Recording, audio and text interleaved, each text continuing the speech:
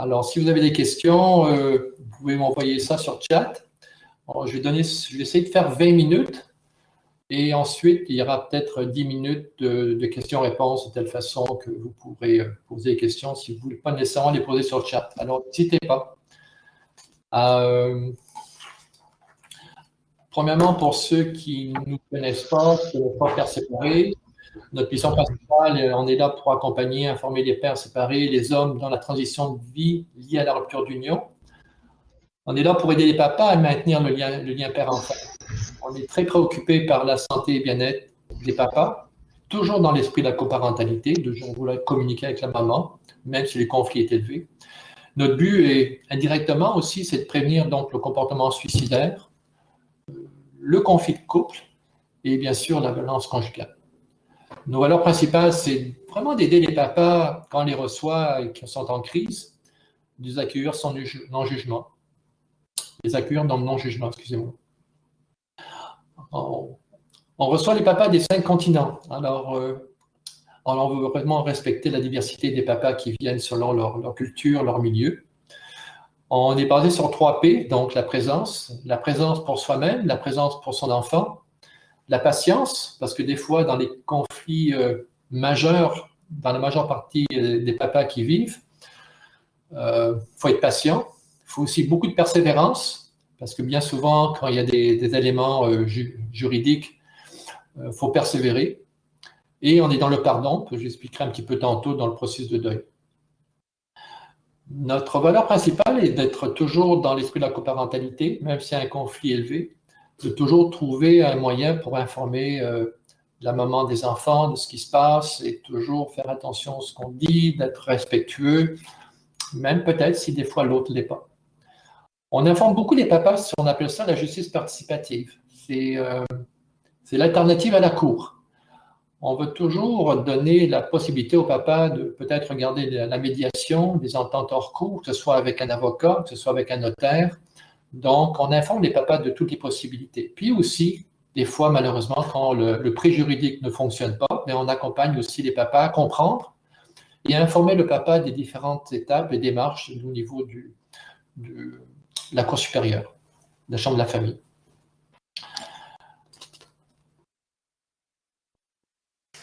Alors, la séparation. Donc, pour nous, la séparation est au cœur de notre mission. On ne peut pas parler de deuil sans parler de séparation, puis on ne peut pas parler de groupe de soutien sans séparation et deuil. Alors, mon but, c'est d'essayer d'ancrer, d'arrimer l'importance et le sens de la séparation. Alors, la séparation, c'est une grande souffrance qui est bien souvent difficile à se débarrasser. Mais on dit qu'elle est passagère si on sait bien, en fin de compte, se faire accompagner. La séparation est une épreuve vraiment sans précédent. Pour ceux qui l'ont vécue, elle nous bouleverse vraiment profondément dans nos valeurs et dans notre être. Et elle nous affecte dans notre estime de soi, par rapport au regard des autres sur soi-même, les autres sur nous, sur nos projets de vie, sur nos valeurs familiales. Je dirais que c'est pratiquement... si on arrive à passer une séparation, ça peut être même, ça peut nous transformer. L'Association canadienne pour la santé mentale, elle évalue la séparation et le divorce comme 2e et 3e sur l'échelle du stress. Alors, c'est quelque chose qu'il ne faut vraiment pas nécessairement sous-estimer.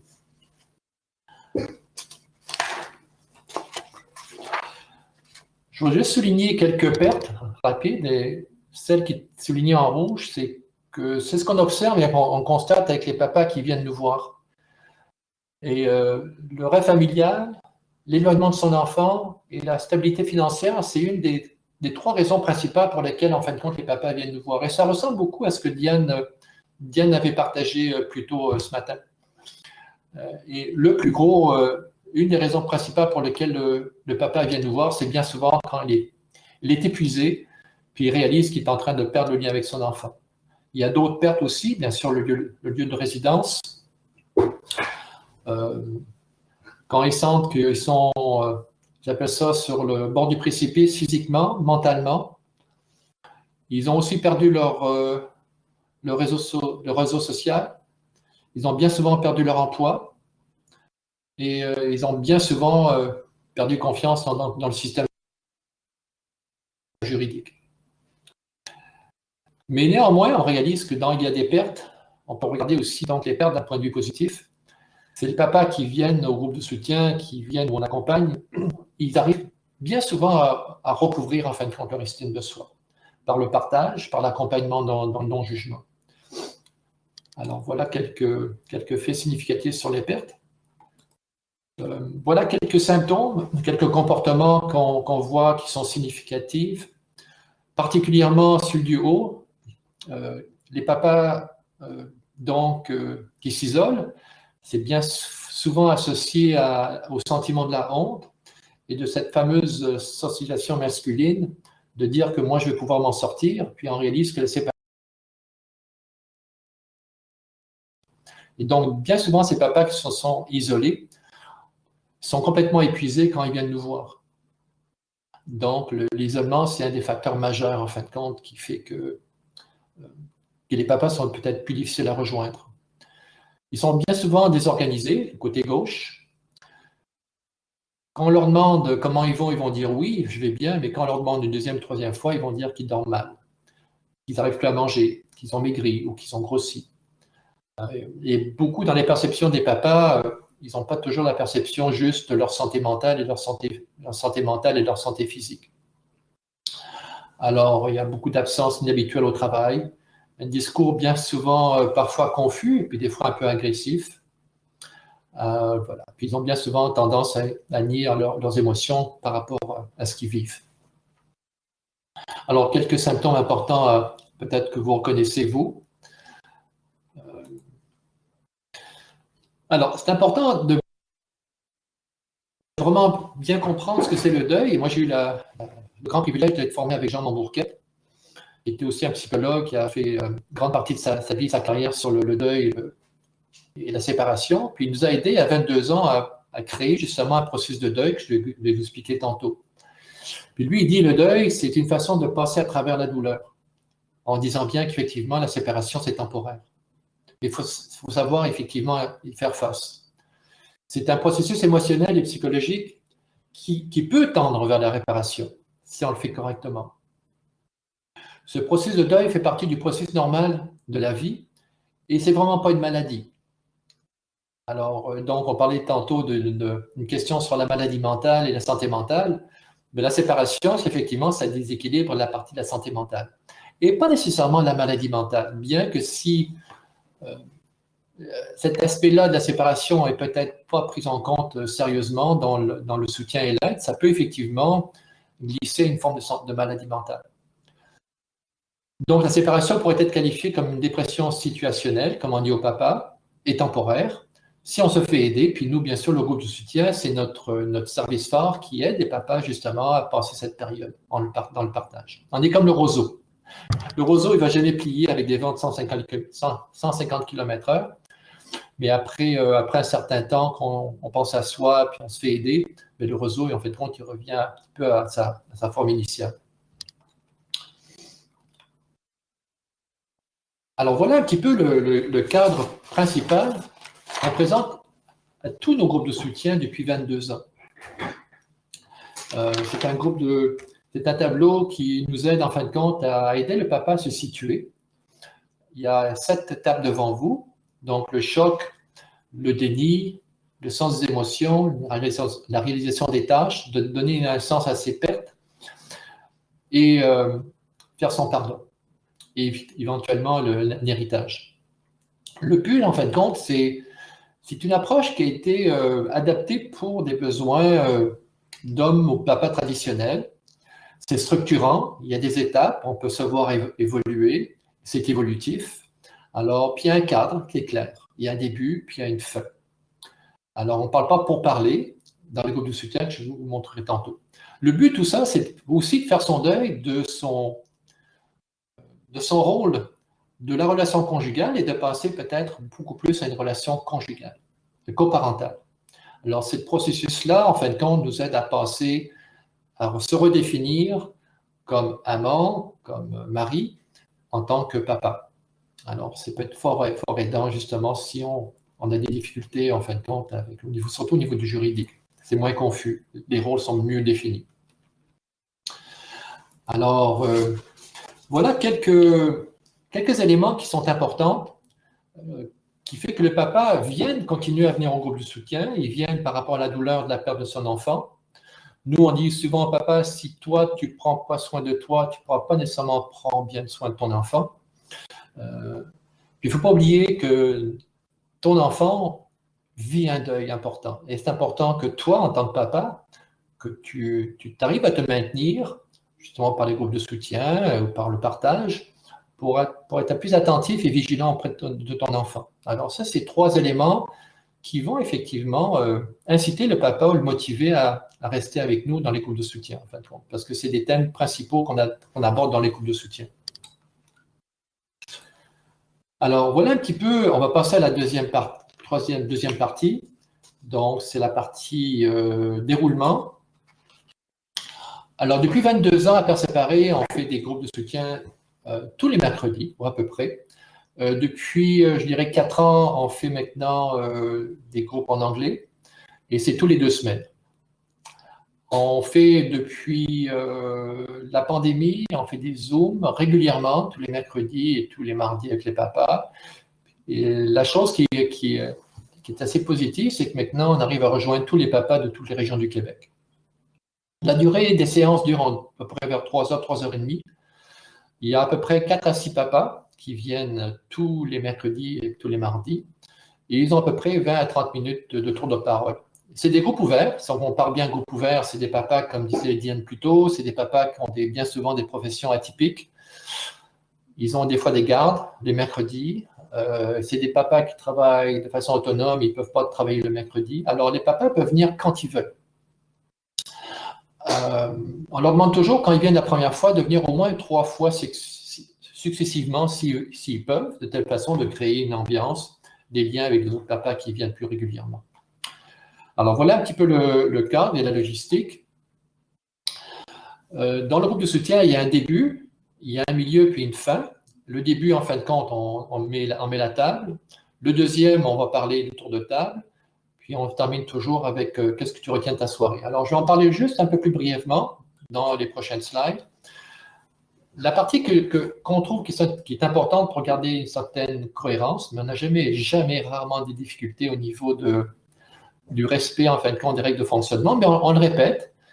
Et c'est des règles de fonctionnement qu'on utilise bien sûr dans les groupes de soutien, mais c'est des règles de fonctionnement qui peuvent aussi être exportées à l'extérieur. Toujours avec le jeu. Écouter avec l'intention d'écouter. Ne pas se juger et ne pas juger les autres. Éviter les généralités. Donc, on va demander au papa, dans ce partage, d'être un peu plus précis, d'éviter les généralités. On va demander de vraiment éviter d'interrompre, bien sûr, et jamais ça se produit, assez rarement. Et on veut respecter le temps de parole. Puis on n'est pas là pour donner des conseils, à moins que le papa le demande. Alors, c'est à peu près... Puis bien souvent, moi, je fais toujours un tour de table après chaque papa, juste pour leur dire, écoutez, moi, la seule fois que je vais intervenir, c'est quand je vois que peut-être ces règles de fonctionnement ne sont pas nécessairement respectées. Alors, voilà un petit peu l'importance qu'ils soient partie prenante de ces règles de fonctionnement, qui ne soient pas perçues parce que nous, on les impose. On veut que ce soit pour eux aussi. Alors, voilà, on va passer donc à la prochaine. Alors, on fait toujours un partage. On demande toujours aux papas qui viennent tous les mercredis ou tous les mardis, quelle est votre motivation de venir à un groupe de soutien? Et bien souvent, il déboule et dit, moi, c'est pour briser l'isolement, partager les mêmes difficultés, je ne me sens pas seul, je suis là pour retrouver mes forces, je suis là pour passer du blâme dans ce qui est dans mon contrôle, je suis là pour donner de l'espoir, parce que des papas qui sont là depuis un certain temps, qui vivent des choses encore 2 fois plus difficiles que moi, et ça me donne espoir de les voir de façon qui surmonte en fin de compte le conflit ou les difficultés qu'ils vivent. Puis bien souvent, on leur demande souvent qu'est-ce que je veux léguer, moi, à mon enfant, après cette épreuve? Alors, c'est des questions qu'on pose et qui se posent, justement. Comment j'ai pu surmonter un conflit majeur dans ma vie, que je suis temporairement tombé dans une dépression situationnelle, puis je m'en suis remis. Qu'est-ce que j'aimerais dire à mon enfant? Alors, ce sont des choses dans lesquelles on prépare la table et donc on discute au tout début. Puis nous, on est là pour faire face à sa souffrance, pour mieux passer à travers. Le tour de table se passe de la façon suivante.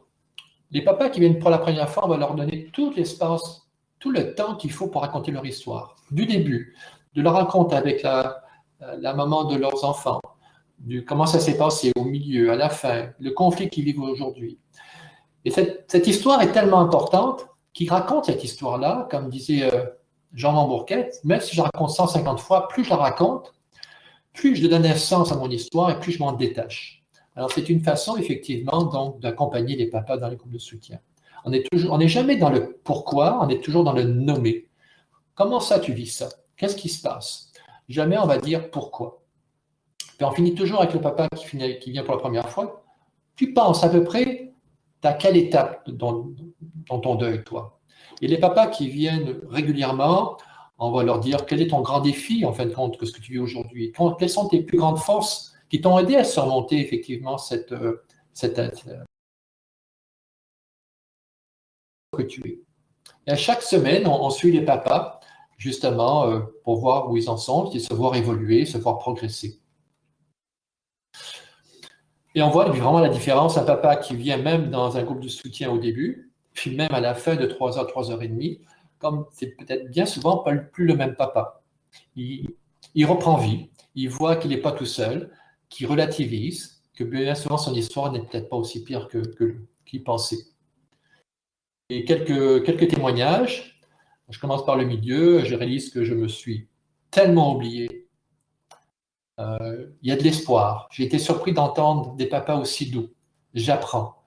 Ça me fait tellement du bien de savoir que je ne suis pas seul à vivre ça.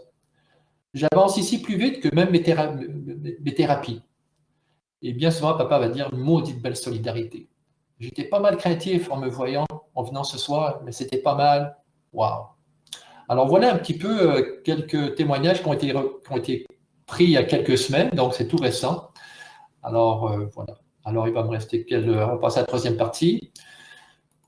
Alors, pour bien définir et mettre en perspective le groupe de soutien par rapport à un groupe de thérapie, nous on est dans le comment. Et c'est un petit peu on a un cadre, on a un objectif, on a une structure, et en même temps on est souple. Alors le papa, il adore cette approche-là parce qu'il sait qu'en même temps, quand il va venir, on va lui demander s'il avance et de nommer pourquoi il avance.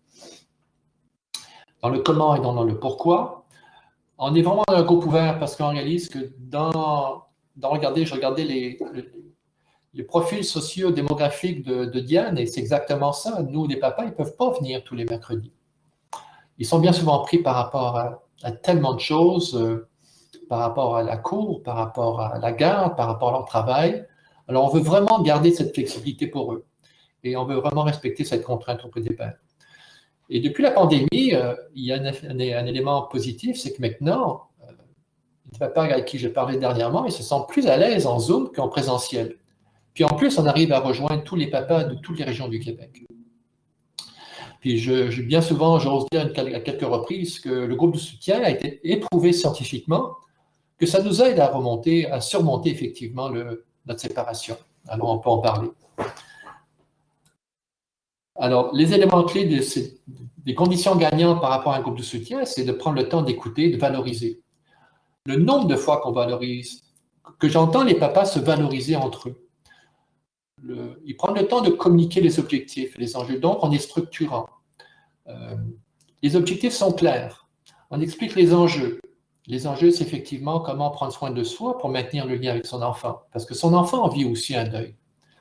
Prendre le temps de raconter son histoire. Et je dis souvent, dans notre société, on ne prend plus le temps d'écouter vraiment son histoire. Et son histoire prend tout un sens maintenant dans ce groupe de soutien. Il est essentiel. Comment on apprend à accueillir l'autre, mais à s'accueillir soi-même dans le non-jugement. On peut être excessivement sévère envers soi-même. Surtout, je vois les papas traditionnels en pensant que c'était un véritable échec, cette séparation. Donc, ça peut être autodestructeur. On voit qu'ils arrivent à se permettre à reprendre confiance en soi parce qu'on veut leur donner le temps de le faire. Que nulle part ailleurs, on leur donne le temps de le faire. On mis sur l'entraide des pères, pour les aider, parce que ce n'est pas nécessairement Patrick Cavalier ou mes collègues qui animent, mais c'est bien souvent entre les pairs que la solidarité et l'estime de soi se recréent. Puis je réalise que dans ce roseau qui plie, il y a énormément d'amour parental et cette capacité parentale d'être présent avec son enfant. Alors voilà un petit peu les quelques conditions gagnantes de cette présentation qui était un petit peu en fast-forward assez rapide. Et je voudrais toujours terminer avec notre adage préféré, ce que je fuis me suit, ce à quoi je fais face s'efface. Donc, et aussi à notre papa dernièrement, il me disait, Patrick, c'est devenir solidaire pour ne pas être solitaire. Alors voilà la fin de ma présentation. Vous avez vos micros ouverts, ceux qui ne l'ont pas de l'ouvrir. Posez-moi vos questions. On a un bon 10 minutes, on a jusqu'à 12h20. Alors, je vous laisse la parole si vous le voulez bien. Alors, allez à vous. Oui, puissance du storytelling. Oui, la force de raconter son histoire est une chose effectivement qu'on réalise qui est pour les papas très révélateur en fin de compte. Ce dévoilement est une forme c'est thérapeutique. On n'a pas nécessairement des programmes thématiques définis en tant que tels. On change, on a des thématiques, oui. Je pourrais vous les partager plus tard. Effectivement, on a quelques thématiques, mais selon le groupe, selon effectivement l'évolution des papas qui viennent. Donc, mais je pourrais vous donner une liste des thématiques, oui. Y a-t-il parfois des mini-topos? Par exemple, phase du deuil. Des mini-topos. Est-ce que vous voudriez juste être un peu plus clair? Si je comprends chacune des étapes, on a effectivement une explication. Oui, on a des explications pour chacune des étapes très détaillées, à vrai dire. Sur le choc, effectivement, la période du choc, la période de qu'est-ce que c'est le déni. Oui, effectivement, on pourrait effectivement vous partager ça. Avez-vous été témoin d'amitié qui se crée et perdure dans les participants? Une bonne question. Oui, Amélie, et c'est ce qu'on encourage en fin de compte. C'est bien souvent à la fin d'un groupe de soutien. Les papas se partagent les numéros de téléphone, se partagent leur email. Ça se fait très fréquemment et de plus en plus. Surtout durant la période de pandémie, je remarque qu'il y a de plus en plus de solidarité et d'échanges. Annick, est-ce qu'il vous arrive d'aborder des enjeux d'actualité qui pourraient marquer les pairs? Non, c'est quelque chose on est vraiment, on met comme tout ce qui est de l'extérieur à l'extérieur, on est là pour prendre soin de soi, du jeu, de ce que je vis, puis on veut vraiment se protéger pour 3h30 et de se recentrer sur ses forces. Et voilà.